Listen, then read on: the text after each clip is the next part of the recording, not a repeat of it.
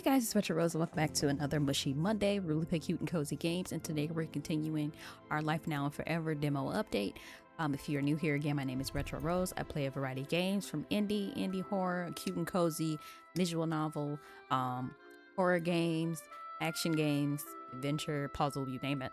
And I hope that after this video you become a part of my rose garden. But without further ado, let's continue right where we left off with our Life Now and Forever.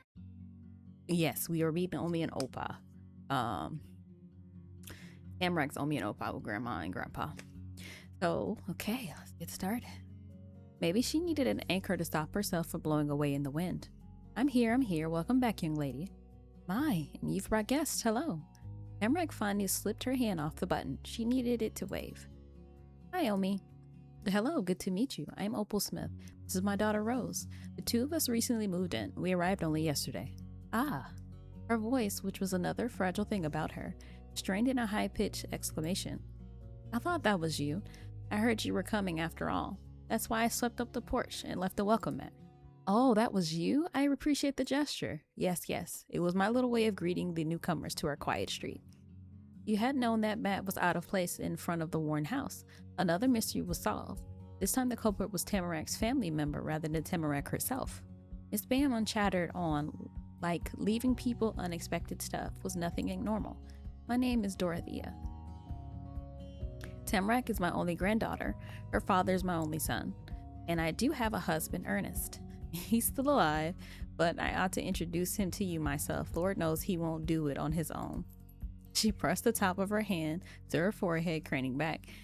The dangles on her necklace clinking against each other. Miss Bamon acted very tired. And it probably was an act. You had to think so, since she sounded amused. It was like having a hard time was how she had a good time. If you see a crouchy old man wondering about, that's him. Don't you worry. He's not mean, even if he looks it. Just a reminder, Mr. Bamon is more afraid of you than you are of him. It is good to meet you both, Opal and Rose. The last part of my introduction wasn't for you and Ma. It was towards you. You can call me Granny. Aw. Nice to meet you, Granny. She smiled at you wide and welcoming. Meeting you meant getting a new granddaughter. Hi, Omi. Well, hey, Omi. Tamarack cut into the conversation with a sharp grin and her brows tight. She flapped one of her long sleeves to draw even more attention. Rose is my best friend. The announcement caught everyone by surprise, including you, the person it was about. Miss Bamon's eyes got bigger than you thought they could have, how they looked normally.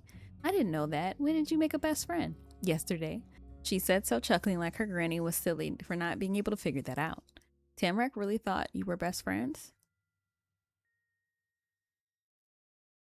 That's what you thought about her too.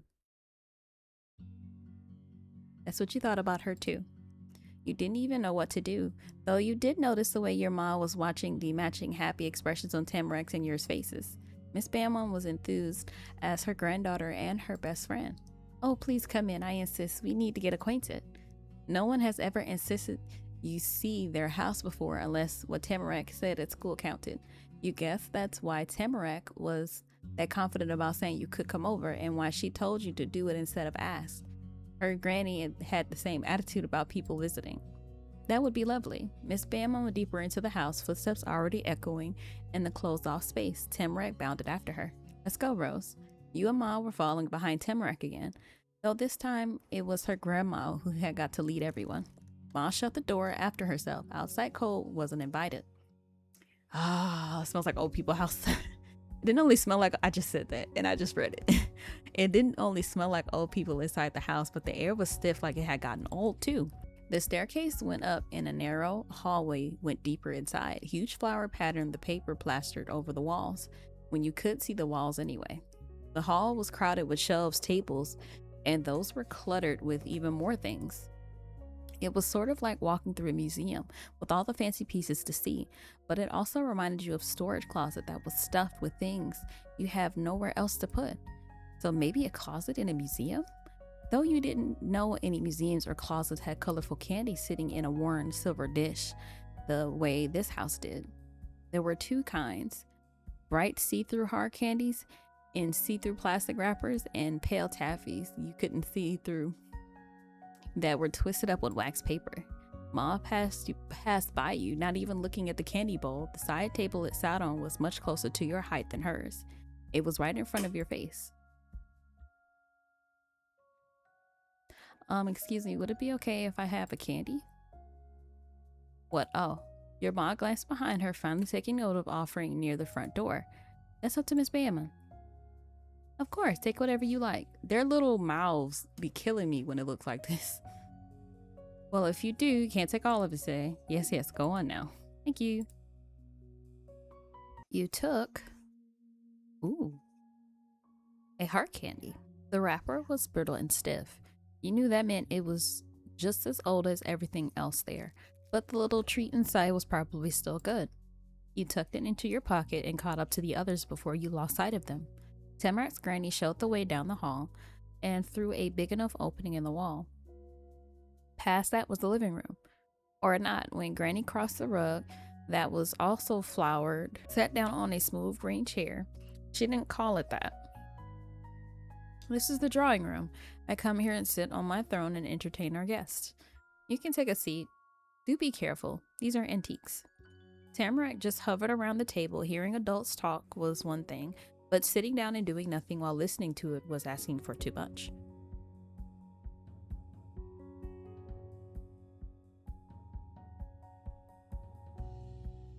You took a seat on the couch. It seemed like a good place to sit, and you were pretty sure it wasn't going to break under you, even if it was an antique. Ma settled into the couch cushion next to you and leaned against the armrest to get even cozier. No one had taken the warning about the antiques very seriously. Miss Bamon didn't say anything over that, though she did go on and say many other things. The two ladies talked to each other about each other and their kids and grandkids. Tamarack's grandma was retired, you found out. Her husband was supposed to, too, she said with a strong opinion on that matter. Miss Bamon explained to your ma how he was constantly taking on temporary consulting jobs. And if not that, then he was being taken out for dinner or lunch or something else so people could pick on his brain for advice as casually, even if he couldn't be an actual employee.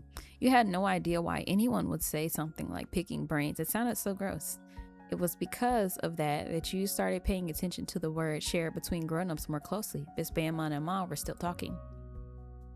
It's as if these people think half the town will fall apart without him. And oh, he was a construction worker, remodeling, refurbishing, repairs. I see a very appoint comparison then. They both laughed, though Ma's polite chuckle didn't compare to Granny's hearty cackle. Now, it's true that there's always something or another going wrong somewhere. Golden Grove isn't as young as it used to be, but there's only so much he can do when he's as age as those derelict buildings themselves. The opening and slamming of a door followed her declaration. For a second, you thought this house might be haunted too. Heavy steps came after the bang, and then a man you'd never seen pass by the opening in the hall. Opa. One hand gripping the armrest and the other swinging out towards your ma. Miss Bamon lifted herself off the swirly pattern cushion. That's him right now. Granny abruptly called out as if she caught a sight of a rare animal in the wind and needed to rest the rest of the team to get over there while they had the chance. Though that wasn't right. Yelling would only scare the peaceful animal away. Instead, maybe she was trying to catch a shooting star before it disappeared for good. Except one didn't work either, because Mrs. Bamon was able to make the meteor still. Mr. Bamon stood suspended in space, silently staring through the wall hole into the drawing room. Aw. Tamarack's Opa was very gray, full suit, his dull shoes, and his short hair. What was mysterious were his eyes. They would have been gray too, or maybe they were tricked by all the other grayness and they were actually blue. He pushed his hat higher up from his forehead with a large hand and slow steady. Afternoon. He's so cute. I like the little chibis.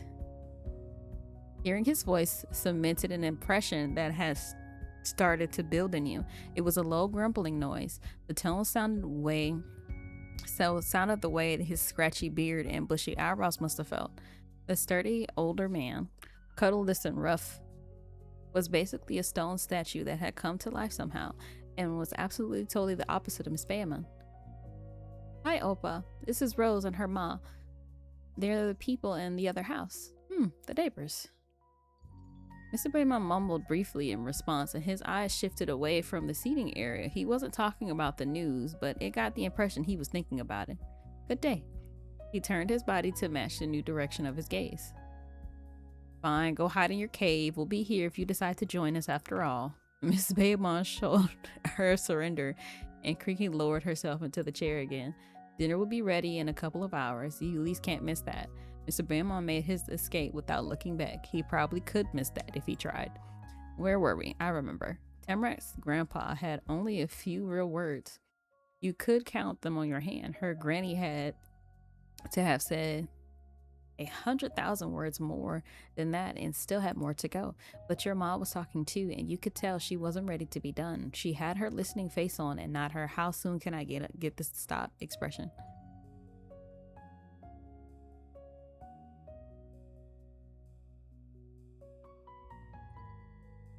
You perked your ears, curious about what else you'd found out. Suddenly, for the first time in ages, Ma looked at you instead of one of the three Bayamans. She hadn't forgotten you were there too. Oh, Rose, are you fine staying longer? There's a couple things I'd like to discuss with Miss Bayaman while I can. As little of an impact as she had on the adults, Tamarack still did enough to distract them all. Since her grandpa left, she'd been staring at the window and doing that thing where she bumped her bag around and she used her hips instead of her butt this time. With the way Granny daintily placed her hands in her lap, she really did look like a queen on her throne. You had to wonder, was she a kind of queen or an evil queen? Why don't we let the two young friends play in the backyard while us old folks stay here and talk? Wouldn't go far, would you, Tamarack and Rose? We come get you when it's time to leave. Would that be acceptable, Opal? It was weird to have somebody call Mom by her name, even if it was her name. She said Mom. That would be great. Excellent suggestion. Tamarack's bag stopped jiggling. That was the only reason you heard her intent whisper. Come on, Rose. The look of determination on her face is adorable. Neither of you had officially been given permission to leave before she zoomed out of the room and around the corner in the same direction Opa had vanished to. He hadn't been the only one who wanted to get away. Don't run in the hall, please. Knowing well that warning wasn't going to change anything, Miss Bayman sighed in resignation. Fine, no one listens to a word I say. You went after Tamarack, stepping carefully through the unfamiliar house. Though there wasn't anything in your way, the furniture and knickknacks were all pushed against the walls. The only place that was clear of clutter was the center of the hall. Past the living room, there were doors to unknown places, and another hole in the wall that went to the kitchen. You spotted Tamarack at the very end of the house. She yanked open the back door and bounded through. She left it wide open, a portal of light and gold inviting you through the dark. When you came to stand at the edge, you found out Tamarack had waited for you to catch up at the bottom of a couple of even unwooden steps. They were bent inward like after being pressed down so many times, they stayed sunk. It was your turn to leave a mark on the impression. One step, then the other, then both of you were outside. Invisible ribbons of perfume melted off your clothes until let out in the fresh, freezing air. Excuse me. Just like Quay's backyard, Tamarack's house had no fence around it. There was no way to tell when the yard stopped and the house began. It was even more impossible to see where the forest ended. It might go on forever. That was all that was the same for the two places, though. Instead, Quay's secret hideout, there was a fancy table and two chairs that looked like it was there for Tamarack's grandparents.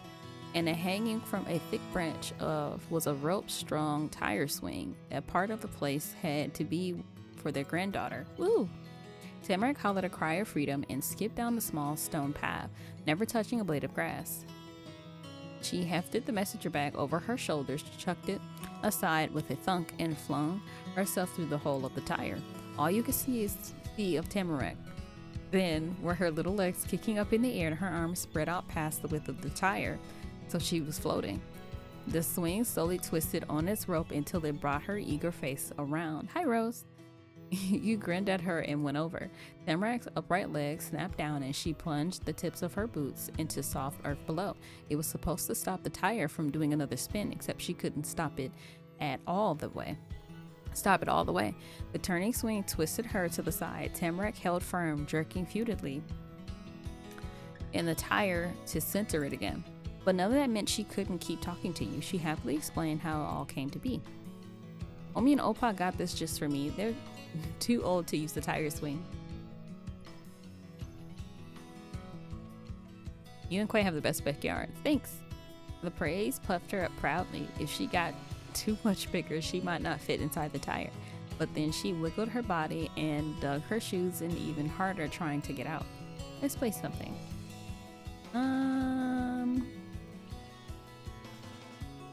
Wait, I could push you. Wow, yeah. You got a running start and gave it a shove. You grabbed the tire and walked back to pull it up high. Then you dove out of the way. She screeched giddily when you let go, and her legs went up again. There was no reason to stop the swing from going somewhere. You chased after the tire to keep pushing it, so you never stopped seeing her face no matter how it moved. The two of you giggled as Tamarack swung back and forth. Then Tamarack wiggled around again. She plopped out of the backside and landed in the grass on her butt, but Tamarack immediately sprung to her feet, then began to move further away from the swing. Something was happening, or was about to happen. You went off the path to go after her. She pressed her fisted hands into her hips and spoke without turning around. Tamarack's hair fluttered animatedly with each word because she had nodded while talking. That made it look like the fluffy gold sheep was the one saying it. We better start soon. It's gonna get dark. Start what? Finding some good stuff. There's a lot of it out there, you know. She reached down to collect her big bag, hooking it around her shoulder like normal. That's when she turned around and you were faced with Tamarack herself instead of the sparkly lamb side of her. Have you been to this place before? No, not to this town. I only came here when I moved yesterday. I'm from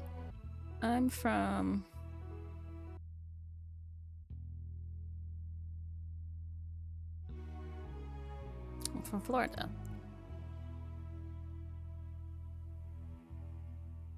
So it's not nearby. Really? Wow. I bet you know a lot about outside and everything. All the forests in the world are different, and some places don't even have forests. This one's great because there's mushrooms, rose hips, and acorns, and great rocks, and more. I can show you some good spots to find things since you're newer to the forest than me.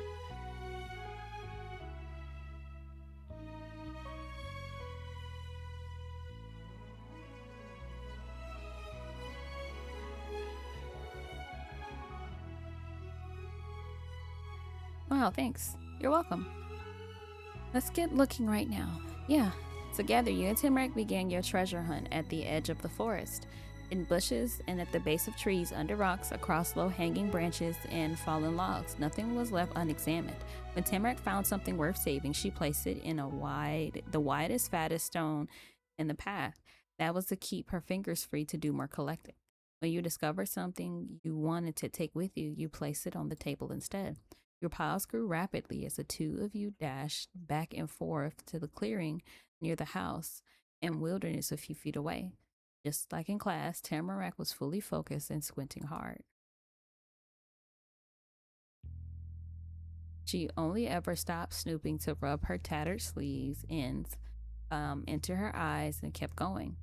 Maybe dirt was getting in her eyes with how close she kept getting to the ground, and maybe bits of twigs were too, since she wasn't afraid to shove her face into the bush.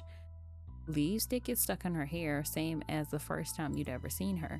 As time passed by, a shadow crept over the yard as obscuring sweaters pulled over the body of the earth, and as it got colder, like Tamarack's own sweater, it had a few holes here and there that were easier to see through. You and Tamarack were forced to limit your search to those rare spotlights. It wouldn't be possible to keep going if it was much longer. A glance over at her. Tamarack crouched in the grass, encircled by the darkness and trees. She shone under a stream of pale evening sun. A strong ray hit her back, giving an illusion of golden fairy wings. Seeing her there that way made so much more sense than when you saw her in school or her grandparents' antique house. That was what was natural to Tamarack, being in nature. Even her name was kind of a tree. When Tamarack officially announced the end of her hunt, the day was reaching its end too. That was probably the only reason why she was stopping. You didn't mind stopping either. Your treasure pile was already big and varied. All that was left to do was to gather it up. That was easier to think than do. You struggled to get each one of the small, mostly round valuables into your grasp. Tamarack couldn't scoop everything in her hand at one time. Pebbles and rose hips rolled out of her grasp and off the stepping stone. Oh, that was close enough for an impatient kid. Tamarack rushed over to show you what she managed to find and carry. This is what I got. She nudged her hand full of bursting with wonderful things even nearer. An acorn dropped to the ground. Here, take whatever you want. But that's yours. I already have a lot of that. I know, you have your own for yourself. You can take parts of mine as you also have things to give away. Or maybe you'd want to share what you got and keep the ones I give you, something like that. You can share with your mom or Naomi and Opa or anyone. That was the most fun part. Oh, that was the answer to the puzzle you hadn't realized you were confused by. Tamarack said she went into the woods all the time. She must have found enough things to fill her grandparents' entire house.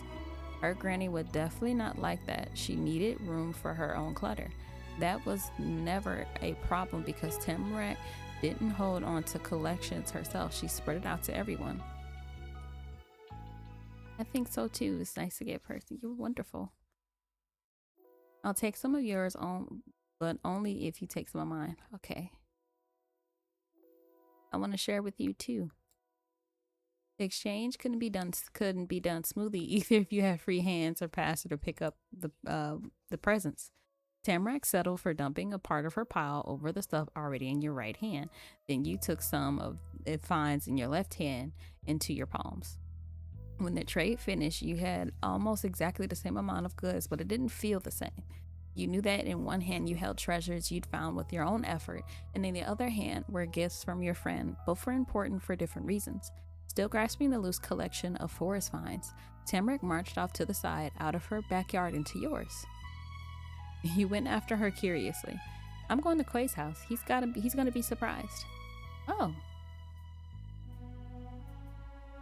I know exactly what you're gonna do. She giggled and that made you even doubly sure. You and Tamarack crunched through the long grass and the millions of leaves. The sidewalk in front of the house was a big half circle, and the back of them curved like that too. When you got more around the bend, you could see your whole entire yard. It was empty and growing wild. There was no fort, no tire swing, no table and chair, not even one little lantern with a burnt out bulb. If you faced away from the house, you'd think you were in the heart of the woods. Oh, that made sense. The house had been empty forever. Why would there be anything outside of it? At the other end of the field, Quay's fort could be seen towering in the distance, and it encouraged Tamarack to shuffle ahead faster. The quicker she steps, jiggling her hands, and caused a few more pieces of her collection to rain down around her. Since it came from outside anyway, that wasn't littering.